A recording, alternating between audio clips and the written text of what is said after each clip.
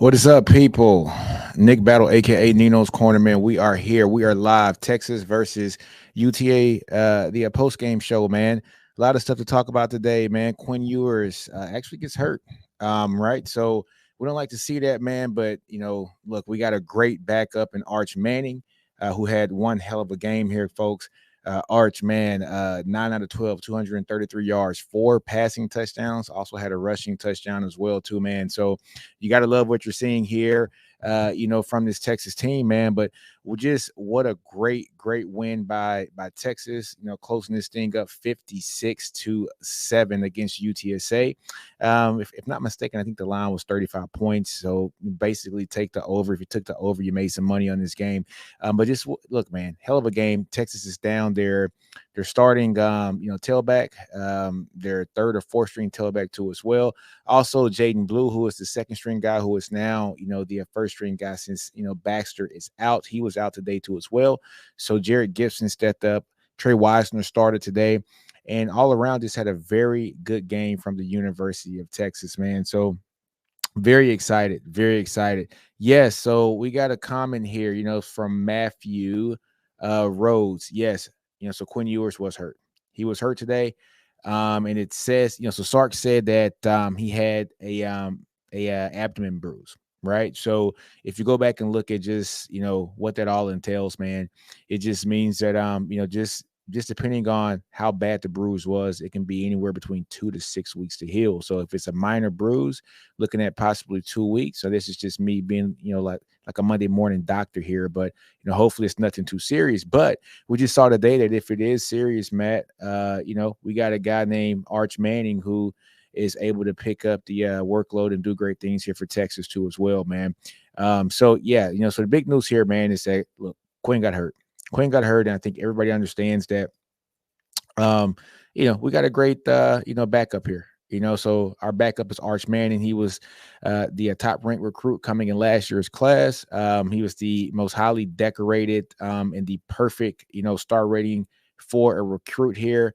And so we got man, Arch is the truth. So Dr. Harrison Jones IV, one of my great friends here, man, been friends with this guy since junior, sophomore year of high school. So man, Arch is the truth. You can tell he's been trained by the best, which is kind of funny, man, because the best is his uncles, man, which is Peyton Manning and also Eli Manning. So his family has 4 Super Bowl rings between them, and also has a great mentor also, and his grandfather who played for the Saints and was pretty much Mr. Saint, right? So but getting back to this, man, look, Arch comes in, throws for 4 touchdowns, also rushes for 1-2. A lot of people didn't know that Arch Manning could run the ball like that, man. And, anybody that actually follows Texas football understands that just the practice reports that were coming out last year about Arch, just kind of separating, just from the Texas defense in practice.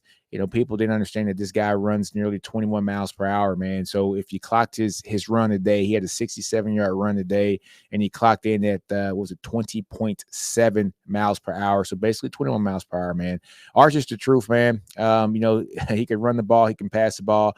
Probably has the quickest release of all the quarterbacks here on the team. So Arch is that guy, man. And so Arch actually came in second on the team in rushing, just right behind Jared Gibson. So Jared Gibson being a true freshman, Jared, did kind of have that fumble at the end of the game, man. So 17-yard line, he had that fumble, but Jared, he's going to be just a sure-handed guy. So they call him Baby Rhino because he's a big kid, man. He's about 5'9", 5'10", about 215 pounds or so. So just 5-star athlete here from Florida too as well. And he can ball, man. So he is leading the team right now in rushing here for the entire year. I think he had 120 yards, pre-game. And so now with these 75, you're looking at a guy that has about 195 yards, and he's averaging over 5 yards to carry, which is what you want from a freshman. So, he's doing great, man. But Arch Manning leads the show here. Guys, man, look, he is going to be just the talk of the town here at Texas here for the next week, because we do play who's a ULM next week. So that's going to be very interesting. And then after that, we got Mississippi State, man. So we open up, SEC play at Texas against Mississippi State. And just depending on just how severe the Quinn, his app, is, man, we might be having Arch here for a couple weeks, if not more. So it was good to see a guy like Trey Owens coming in that third quarter, well, the fourth quarter, folks, and actually coming, man, because we're kind of getting thin in some positions, man. We lose Quinn, we lose CJ Baxter. Jaden Blue didn't play today either because of his ankle. So we're down some guys, but the great thing about this Texas team is just the depth. We got a lot of depth in this team, and that's something that Texas needs, man. And any team needs to actually compete for a championship. So we've seen that here with the true freshman coming in like a Ryan Wingo, who probably looks like the best wide receiver on this team right now. He had just an awesome catch here from Arch too as well. Wingo, if I'm not mistaken, I think he led the team in in yards. 3 catches, 127 yards, folks, and a touchdown with that long pass of 75 yards from Arch Manning. He was wide open, just streaking across. Isaiah Bond, man, is going to be a first-round pick this year. 5 catches, 103 yards for and 2 touchdowns as well too. Coming over from Bama, you can't beat it. And Gunnar Helm has been sneaky good this year, very athletic. 1 catch so far, 49 yards. If I'm not mistaken, Gunnar Helm has been targeted, I think, 10 times so far this year, now with 10 catches, and he should be leading all SEC tight ends in yards right now. So he is playing himself into being one of the top tight end picks here in this next draft as well. And one guy that I'm very happy for is, Jonte Cook, coming from a great program out of high school, DeSoto High School, having a guy like Jonte Cook II come in, and he scores 2 touchdowns today on 3 receptions, for 35 yards. So this team is gelling, folks. This team is gelling. One thing that I also like is the defense, so the defense scored a touchdown also today. We saw some young studs actually step up, man. So we got a guy like Colin Simmons, 5-star guy, top 10 player here in the country, come in and have a sack today. He put a lot of pressure on the quarterback and played a lot today. You're seeing a guy like Ethan Burke with his depth and his length, just kind of getting that pick 6 at the end of the game. We saw Trey Moore too. He did his thing too as well. And we're seeing that the DBs are doing great this year too, man. So, just the addition of a guy like Andrew Makuba has been awesome for this team, just to have him on that back end and just shoring things up. Texas has done a great thing with that this year. Andrew Makuba, Michael Taft has been just a constant, presence back there in the back. Derek Williams also, folks. And then, guys like Manny Muhammad, and you got Barron too as well. And, Gilbo. We got a squad, man. Anthony Hill had a great game as always. One person that I did like to see out there today who was getting catches was we saw DeAndre Moore get his first touchdown of the year, which was great to see. He had that one callback last week against Michigan on that the phantom hold, which wasn't a hold on Cam Williams. So just to see him in the game and get that first touchdown, because he's the guy that plays that slot, a lot like Jordan Whittington last year, and he doesn't get the love and the shine of getting all the targets like a guy like Golden and a guy like Bond and Wingo gets, but he does all the dirty work, and he's going to be a guy that's probably going to be playing on Sundays too as well, man. So this team is, you can tell, a very unselfish team. This team is a team that's a very deep team as well. The offensive line did a very good job for Arch, a very good job for Quinn too as well. Opened up a lot of holes here today for those running backs as well, man. I absolutely love what this team is doing here at the University of Texas. Look, man, we got big fish to fry here coming up pretty soon. Like I said, we got next in the schedule, it's going to be ULM. So that should be a game that Texas should pretty much win pretty easily. After that, folks, it's going to be Mississippi State. They're not top tier in the SEC, but it opens up the SEC play. It's going to be a very physical game. And then after that, folks, we got guys like OU. All right. And then after OU, we got Georgia. All right. And so Georgia's not looking too good right now. I think Georgia was down, was it 9-6 or 9-3 against Kentucky, who got killed last week against South Carolina. So look, any given Sunday in the SEC is going to be a great game, great ball being played, because it's a very physical league, right? And anybody can get it any Sunday, any Saturday, any Thursday, Friday, what have you. You line them up, those guys are going to go ahead and give you their best shot every game. But just look, man, let's talk about the game just some more, man. Archman is going to be the topic of discussion here for the game, folks. And look, I'm here for it. I think everybody understands that Arch has been trained by the best. He's been a guy that is we thought was going to pretty much sit the bench this year. just to kind of be in the system for 2 years prior to getting his first real time in the SEC next year. But look, folks, we understand that Quinn Ewers has not been healthy for an entire season since his sophomore year of high school. You look at his junior year; he led his team to the state championship. They ended up losing that game, but he was hurt pretty much that whole season. If I'm not mistaken, I think Quinn had like a hernia in the championship game. They didn't pull it out. Goes to Ohio State, a year early. The same thing that Ryan Williams is doing this year. They're just getting like a lot of praise for. Quinn did that about like 4 years ago. So he goes to Ohio State early, catches COVID, so can't play pretty much for that entire year. Gets a few snaps, transfers to Texas. Has that great game against Alabama, right? And then he gets hurt in the Alabama game as Texas was making their stride. And then we had to, start who was it, Hudson Card at the time. So then he comes in last year and pretty much plays the entire year, minus a couple games because he got hurt again, and we got saved by Murphy, so Murphy is now at Duke right now. But Quinn, this is a growing trend with him is he can't stay healthy. He can't stay healthy throughout an entire season. And you just wonder, how is that going to impact Quinn in his draft stock here coming up next year? But once you see that he did get injured, we had Arch come in, and Arch does his thing. And Arch is one of those guys that I think is going to be a baller here. And maybe the maturation process of Arch Manning is going to speed up, and we're going to have him here playing a lot this year. Then we know for sure that he is going to start next year at Texas. But just depending on how things shake up here at the University of Texas here this year, and just with Quinn's injury, how long is Arch going to start? How long is Arch going to play? So I think we know that he's probably going to start a couple weeks here, which is going to be good for him and his maturation process. And also, not playing against some of the best competition. So he can get an opportunity to make his mistakes now in case he's needed upon once he play against Oklahoma and Georgia here pretty soon. One thing I did notice from Arch, man, was that Arch has a great deep ball. And that is something that this team has been missing here over the past year or two. It's just been the presence of a deep ball. And you see that Arch, he loves it. Arch lives for it. Arch is one of those guys who is going to search for it. He knows the Texas offense. He's been studying this offense, from what I understand, since he was in high school. I think he's always wanted to play for Steve Sarkisian. And just from the reports that I've have seen over the years, was that though some of those plays and things of that nature were given to him while he was in high school from Sarkisian after he committed to the University of Texas. So looks like the high school was kind of running some of the plays or similar plays to what he would know at Texas. So Arch is ready. Arch is ready for it.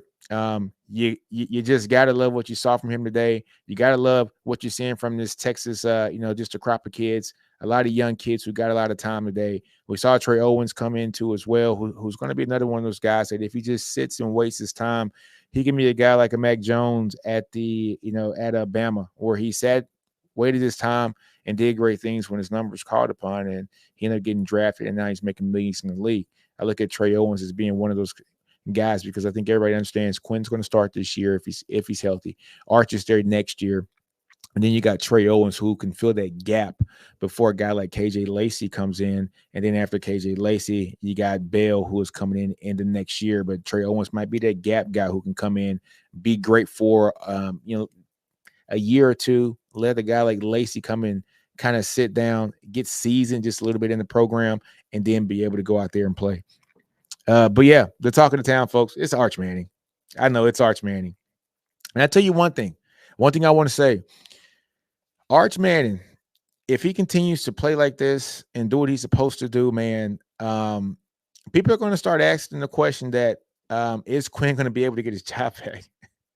It's actually kind of crazy just to think about that because Quinn is a great quarterback here at Texas, and he's done great. This team went 12-1 with him last year. And just the opportunity for him to just do great things. I think he has that opportunity to come and get his job back. And I think it's definitely, you don't lose your job to injury, right? That's kind of just the general consensus. But I tell you what, man, if Arch comes out here and he has a 56-0 win next week against ULM, and Mississippi State comes to town and he wins 44-0 7 or something like that, and then Sark has a decision to make prior to going to OU, right? So now all this is speculation. All this is just a little bit of like a little bit of knee jerk, now. But we'll see what's going to happen, man. But like I said, man, talking to Tim Archman. Archman is that guy. He had a hell of a game today, but Quinn was balling out before he got hurt, folks. 14 out of 16 for 185 yards and 2 touchdowns. Mind you, Quinn did also have that one pick. And one thing that Quinn has to do, is stop with the double pump, because it happened against Oklahoma last year. He had the double pump and he threw it right into coverage for an interception to start the game out. He did it again this game too as well. He kind of double pumped it, passed it out to the flats. And look, man, UTSA, the folks are sitting right there, man. UTSA was waiting there for that pass interception.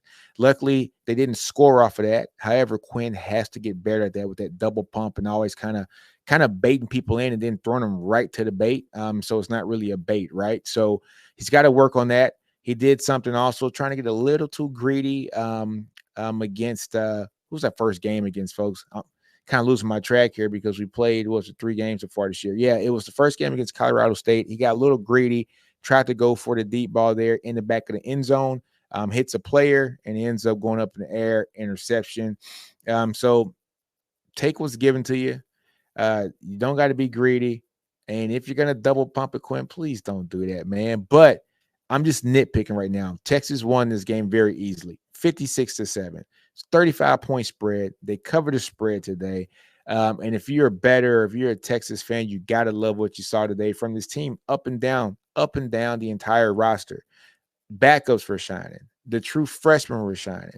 We're seeing guys coming in the game. We got a sack today from Colin Simmons. Leona LaFau got a sack today. Ethan Burks he has a pick 6. Colton Vasek, who I think has crazy upside, is a guy who played at Westlake as well on the opposite side of Ethan Burke when they were in high school. This guy has crazy upside. He might have some of the best upside of going into the league and being one of those, first or second round picks behind Colin Simmons. He just has that kind of length. I think he's 6'6", 255, 260 pounds, if not more. But he actually got a sack today too as well. This team is explosive. Very explosive, man. We saw exactly just what UTSA was not able to do against Texas. Just looking at the box score here, they only passed for 132 yards, folks. Only 132 yards. The backup quarterback threw that interception to Ethan Burke. They only rushed for 128 yards, folks, for the entire game. Texas kind of shut down everything about this team. This team didn't even have 260 yards. No, I'm sorry. They had right at 260 yards for the entire game. All right. So that's outstanding defense here from Texas. And some of these yards were in garbage time too, folks. This is a yards that the first team defense was not going against. If I had to nitpick anything about this game, any nitpick would be from the defensive side of the ball. I'm not going to say that they were able to run the ball, but they did have a long run today. So Robert Henry had a run for 53 yards. That was the longest run of the day. That was a touchdown run too on the day here for the team. We got to clean that up because there are going to be better teams out here that are going to be able to run the ball, and that's something that Texas has to clean up. Now, I say that, but Texas cleaned it up against Michigan last week. So Texas has the opportunity to do great things, and I think Texas is. Look, man, Texas defense swarmed to the ball. The team speed is definitely evidently quicker than what it was last year. You look at, like just across the board at what some of these guys are doing on a day-to-day, not a day-to-day basis, but on a game-to-game basis, and seeing some of these guys, man, look at the secondary, losing a guy like Jaron Thompson. He's in Auburn right now. I think you upgrade the speed of that position by getting, Andrew Makuba to actually come in. You have him and you couple him with a Michael Taft and you couple him with a Derek Williams. I think our secondary is faster. We do lose, Ryan Watts, who was a bigger bodied cornerback, and you replace him with Jade Barron at the cornerback position. He moves over from the nickel out to corner. And you have Manny Muhammad, who is now starting, he's that guy. I love me some Manny Muhammad, man, but he's starting too this year. And then in the nickel, you have a Jalen Gilbo, man. So when you couple just the secondary speed now from what we had last year, you have a guy, like I said, Ryan Watts, which is a bigger guy. He's not as fast as a Barron or a Manny Muhammad. And then you have a guy like Bug, Thompson, who's not as fast as Andrew Makuba. So your secondary automatically speeds up. And we saw that on the field just today, just the swarming on the defense side of the ball. Truly outstanding. Saw it last week too against Michigan. Saw it in the first game against Colorado State, and hopefully we see that game speed transition throughout the entire year. Also at the linebacker position, Jalen Ford goes to the league, folks, right? And with Jalen Ford going to the league, Anthony Hill, you're seeing what he's doing right now. He was swarming all over the field today. And then at the edges, I think we really picked up the speed this year at the edges. And now we're seeing guys like Colin Simmons and the Trey Moore. And now we're seeing Vosick. All of them are coming in and just doing great things here for this team. Let's talk about some more of this game, man. I haven't had time to kind of like dig into my own stats. I love to like track my own stats, folks, and you guys can go to my own personal website, NinosCornerSports.com, but I always track stats and I track explosive plays and I track plays that, are just efficient and effective plays here for the University of Texas against any one of their opponents. But I'll definitely have all that broken down here by tomorrow. But just a quick look, Texas was very explosive. If you go and, look at some of the old quotes from guys like, so who was it? Coach Walsh from the 49ers. And he always said the team that has the most explosive plays is going to win the game 9 times out of 10. And you can tell Texas had, no kidding, more explosive plays. Ron Wingo had, 3 or 4 of them himself. Bond had one himself. Arch was going off that first read a lot. And that first read was always the best read. And his release was so quick. And look, man, I tell you, it was a beauty to see him play today. I can't wait to see him start for the entire game. This is something that Texas severely needed. Is to get him some experience, and he was able to get some experience in a crucial time. He pretty much played the entire game, halfway through the second quarter on.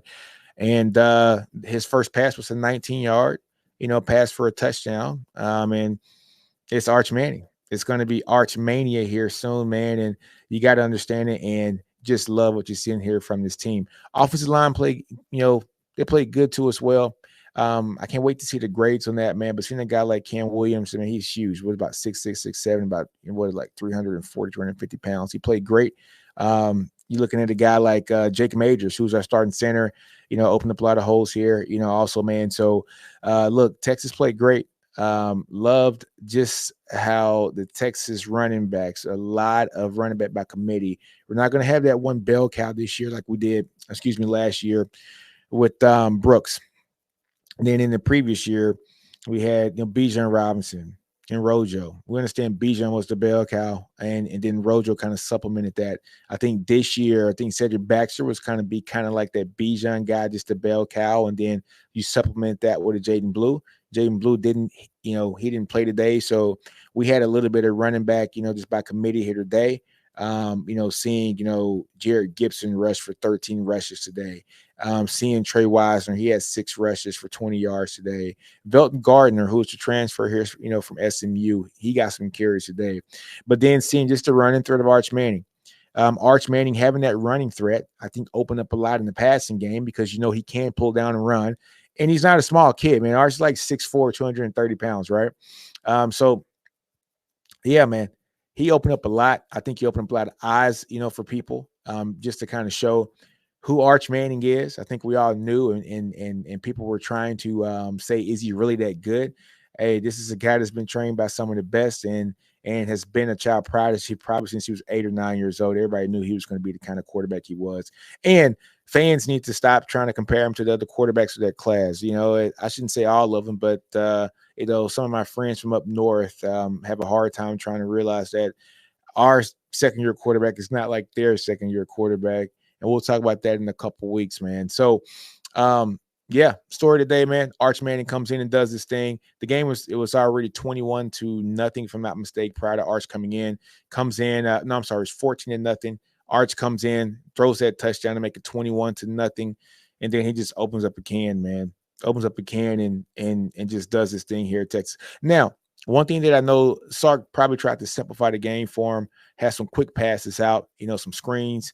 But he did push the ball too, and that's something that if you're a Texas fan, you understand that we've been trying to push the ball down the field a lot since Sark has been here. I think the best that we've done in here over the last, like few years is probably with Casey Thompson, right? And so, and it's kind of funny to say that some of our best years when it comes to um actually throwing the deep ball was with Casey Thompson, which is kind of weird to say, who's now what, third string over at Oklahoma. But I want to go and just kind of talk about some explosive plays here for the offensive side of the ball. Last year alone, Texas had 54 explosive passing plays, which are passing plays of 20 yards or more, right? We had 51 the previous year. Rushing plays, 39, plays that were explosive in 2022, and 39, again exactly in 2023. As of the previous game, we had 4. I didn't count any for this game yet because I haven't done the stats in there, but Texas ran more plays last year. We ran more passing plays last year. So I want you to take this into account. Yes, we had more explosive plays last year, 54 passing plays that were explosive, which are 20 yards or more, and 39, plays that were explosive in the running game, which are 15 yards or more rushing. But we had more passing plays last year and more rushing plays last year than the previous year. Passing plays in 2022, 423, right? Passing plays in 2023, 500. So that's a difference of 77 different passing plays, and we only had 4 more explosive plays. So our explosive play rate, guys, when it comes to the passing game, went down from 10.3 in 2022 to 9.4 in 2023. And so that's something that Texas, of course, they want to get that up over the over like that 10 to 12% range, man. And that's something that we have to do. Texas Longhorns, let me see, 21 has a comment. He says the best QB2. I'm guessing he's talking about, what is he saying, that Arch Manning is the best QB also, or what? But I hope he's not saying that Casey Thompson was the best quarterback too. But yeah, man, Texas wants to get the ball. Sark wants to get the ball down the field. He wants to be explosive. And we saw today when Arch got in that game, man, Arch was explosive. He was very explosive. And that opened up the game here for Texas. And then Arch with his legs too as well opened up the game. What I don't want Texas fans to get into, folks, is making this a quarterback competition. When you have 2 quarterbacks, you have none. Because the best player, the most famous person on the team is always a backup quarterback, especially when they have a guy like Arch. Yeah, so he's talking about Arch. He says, sorry, talking about Arch. Sorry. You're saying Arch is the best quarterback on this team? Yeah, man, we've seen Quinn. We haven't seen Arch but for one game. It's easy to say that for one game. But also once players have film on them, things change, right? So things change. But I think Arch is one of those guys who is an anomaly. I think it's going to be good. He's going to be fine here at Texas. He's going to be totally fine, man. Man, you got to love Texas. Texas wins the game, guys, 57-6 against UTSA. Jeff Traylor was trying to get that rat poison out, man, earlier this year, talking about this is the best team that his team has ever faced, like just on paper alone. So just kind of interesting to see him make those comments, because you can tell he's trying to get that rat poison at them, man. But talking about just the explosive plays that we were talking about earlier, how much Sark really likes that for his offense, and how much, if you go back and look at just the previous years, just the plays that were explosive play yards, just total, man. Sark, his passing yards, which were, his explosive play passing yards, which are passing plays of 20 yards or more, they accounted for nearly 62% of his passing offense came from passing plays that were 20 yards or more. That is a significant number. Rushing yards, man, from rushing yards, nearly 38% of our rushing yards were rushing yards and plays that were 15 yards or more. So we run at about a 39% clip of explosive play rushing plays, which are rushing yards for 15 yards or more. And we also pass just over the past year at a rate of 62%. Nearly 62% of our passing yards are passing plays that are 20 yards or more. Sark wants to get down the field. For our first two games against Colorado State and as well as Michigan, guys, we were passing the ball at an explosive play rate. 72.2% of our passing yards were explosive play yards, meaning Sark wants to go deep. Folks, that's almost every three out of four plays, he is going for 20 yards or more. And so, yeah. So here's a comment here from Money Make 03. I think we are in good hands with Arch in the folds. Yeah. Look, I agree, man. And that is why you like to see Steve Sarkisian. He is stacking talent here at Texas. And I think we're in great hands. You're seeing up and down the roster, he is recruiting to where Texas is recruiting some of the top players in the nation, not just the state of Texas, in the nation. We understand Arch Manning was the number one quarterback in the country coming out of high school, right? Quinn Ewers was the number one quarterback in the country coming out of high school. KJ Lacey, who was coming in next year for the 2025 class, is a national top 100 player, 140 player, just depending on which site that you look at.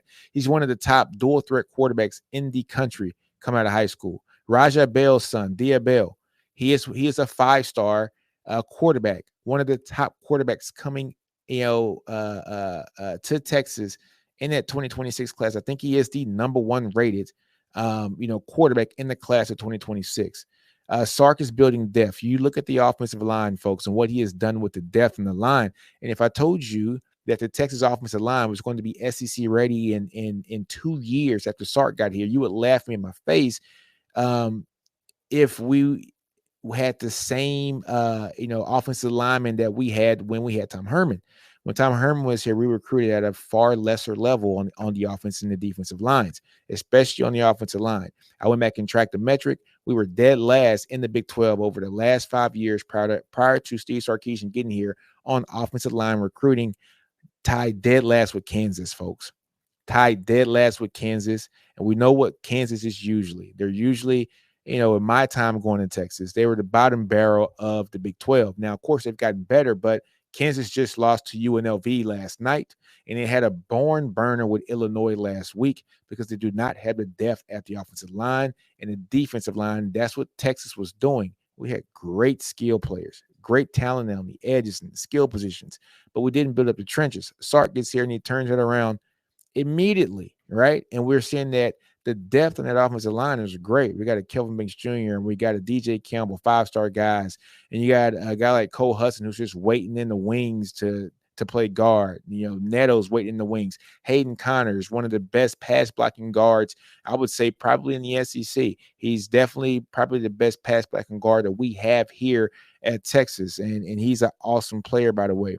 And then you have a guy like Cam Williams, who might be a one-and-done player depending on how good he is.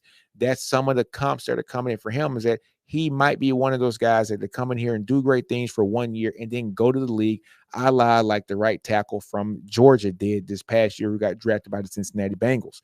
Like, that is definitely how good Cam Williams is and has the potential to be. Okay, so Sark, what does he do? He just keeps building talent. Trevor Goosby's and the Jaden Chapmans and the Connor Strohs, Brandon Bakers. He keeps building those trenches and the talent there. You look at the wide receiver position. What did Sark do? Sark has done great things at that position too, bringing in speed, not only through the classes, but also through the transfer portal as well. We lose Xavier Worthy and we lose A.D. Mitchell. They go to the league, first and second round picks, respectively. All right. But what do? We go back to the portal of giveth, the portal taketh. We took some good players from the portal, and Isaiah Bond, Matthew Golden, Isaiah Bolden. You know what I'm saying? So we got 3 guys from the portal, and then guess what we did? We stacked on top of that in the recruiting class, getting a Ryan Wingo, who you saw today, folks. Ryan Wingo had a hell of a game. He's leading the team in receiving for this past game at 127 yards on 3 catches. He looks a la very similar to a guy that went to school with me by the name of Roy Williams. And I don't like to put praise on people who haven't been in a system that long, but when you start to look at the height, the weight, the measurables, the speed, I think Ryan Wingle ran a 10.5 or a 10.6 in a 100-meter dash when he was in high school, coming out of the St. Louis area. Could have went to any school in the country. National top 30 player in the country, 5-star wide receiver. Ryan Wingle's a beast. The range he has, the hands he has, I'm telling you, very, very similar to a guy that wore number 4 here at the University of Texas from Odessa Permian. And that is the guy by the name of Roy Williams. Wingle being 6'2", already 210 pounds. That's a grown man body at the age of 18. Now, you see that he is talent stacked upon what Sark has brought into this this team from the transfer portal. And you see that we also had a 5-star in Jonte Cook, who got a lot of snaps today and some great receptions and 2 touchdowns today too.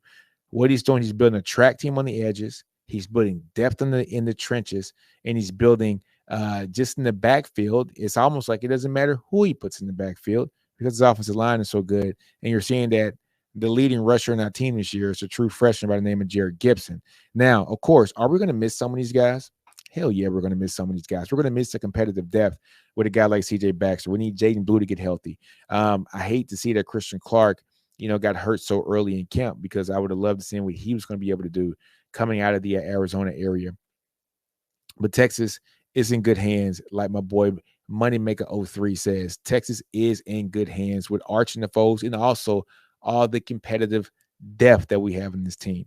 Look at the cornerback position. Look at the secondary. Jelani McDonald's, right? The Warren Robersons, Santana Wilsons. We got a lot of guys. So Gavin Holmes. We got guys. Linebackers looking good with Bender and Hill and Akana, LaFowl, Darian Gillette. We have guys. Defensive line, we got a lot of bodies there too as well. We got guys. So yes, Sark is building that depth, and he's built this team to be SEC ready and able to compete for this SEC championship. Knock on wood. We don't need any more injuries, right? Ready to compete, and compete very well here in the SEC in our inaugural season in the SEC. I'm looking at a game though, guys. Georgia versus Kentucky, 13-12 in the fourth quarter. I might need to change the channel on this one, guys, because I can't believe that Georgia is only up by 1 point against Kentucky with 3 minutes to go. But we're not going to talk about that right now. Let's talk about Texas, man. Let's talk about Texas. Arch Christmas, man. I'm going to start calling Arch man. I'm going to start calling him Archtavius after that run, man. Archtavius Manning, because I didn't know he had the moves like that in him, though. Arch had that one-step drop, man. He had that little two-step shake, and, like a little shimmy in there, man. And he did his thing and took that thing 67 yards, man. But, folks, just let me know in the comments what you think about this game. Highly impressed by this game. Loved what I saw. Loved the competitive depth in this team. Loved the team speed. Loved the way that we flew around. Texas is here to stay, folks. I hate to say Texas is back, because Texas made it to the playoffs last year. I don't think it's even be a question. Texas has the right coach. We got the right staff. We have the right players. And like RG3 said last week, Texas has gotten 5-star talent all the time, but now we have 5-star culture. 5-star culture married with 5-star talent gives you what Texas has now, and that is a team that is budding to potentially come in his first year in the SEC and do great things if we can get rid of the injury bug, man. We got to shake that injury bug. But other than that, man, I think Texas is in great hands. But folks, let me know what you think about that, man, on the just on the other end. And I will see you guys next week following the Texas versus ULM game. We're going to talk about everything. We're going to talk about stats in the game. We're going to talk about probably how Arch Manning did in that game, hopefully winning another game 56 or 57-0. I need my defense to get a shutout next week. But see me on the other end. Save the questions. Just let me know what you think of the show, man. But do what you got to do, man. And let's put them horns up, hook them, and let's get ready for another win next week. Hook them, y'all.